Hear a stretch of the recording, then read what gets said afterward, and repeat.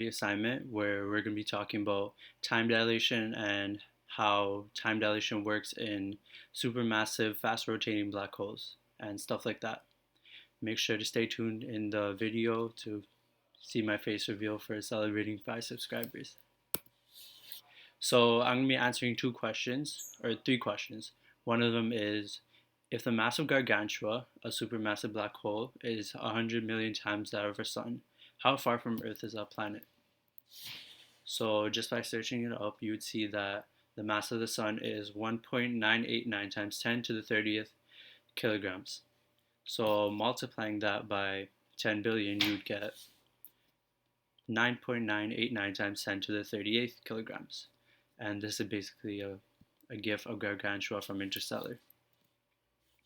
So this is basically like a little visual of Gargantua, and this is Miller's planet, the planet in our question. So so basically what's happening here is that the black hole is creating time dilation, or it's creating a time dilation effect on Miller's planet where basically while 1 hour occurs there, 7 years would take place in our world, Earth. So when Cooper of them were chilling in Miller's planet for an hour, we would have been in Earth for 7 years. And just because we're using the speed of light in our equation, I would just change the 1 hour and 7 years to 3,600 seconds and this number. And just to say it again, Miller's planet experiences time 61,000 times slower than how we do. So another thing I'm going to be using is the gravitational constant. It's this pretty small number from Isaac Newton's theory of universal gravitation. And now to answer the question. So what we're going to use is the speed of light, 3.0 times 10 to the 8, and the gravitational constant, the time of the slow tipping observer, which is basically Miller's planet, our time, which is this number again, and the mass of Gargantua. So what we're trying to find out is the distance between our planet and Miller's planet.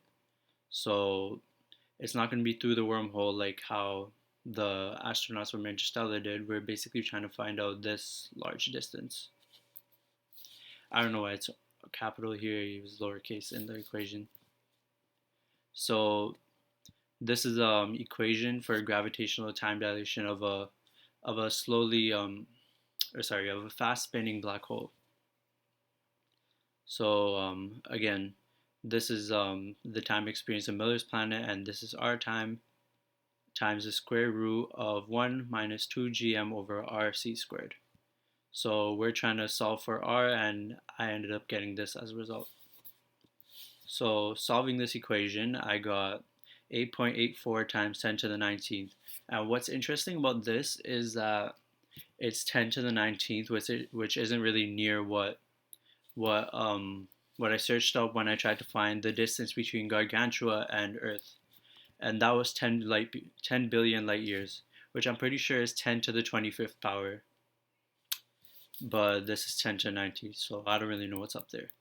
Anyways, on to the next question. How fast would a spaceship be traveling in order to produce the same effect? So again, we're going to be using dilated time, so the time experienced there, stationary time, which is our time, and the speed of light. And what we're trying to find here is the speed of the hypothetical spaceship.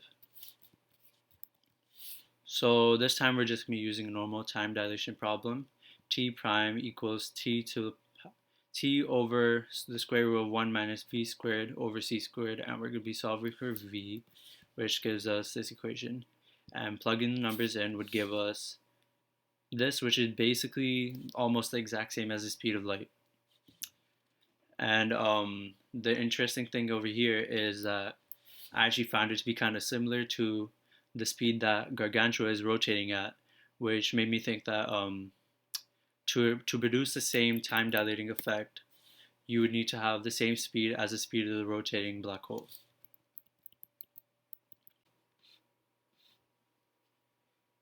So my thoughts are basically what would actually happen when you go inside a black hole. Like, I know that after Cooper walks in the black hole, right? Or his spaceship goes in the black hole. That's basically when science fiction meets fantasy, and like nothing really makes sense after there. It deals with like bulk beings and all of that stuff, and that doesn't really exist in real life. But like, what would actually happen? Like, would spaghettification actually occur? And another thing I'm wondering is, like, how would we go about space travel? We're not sure if wormholes or Einstein Rosen bridges are real and stuff, right? But if they were real, like, how would we keep them stable and functioning so that we could travel across space? Anyways, guys, that was my relativity PowerPoint. Please like, subscribe, and comment on this video for more videos in the future.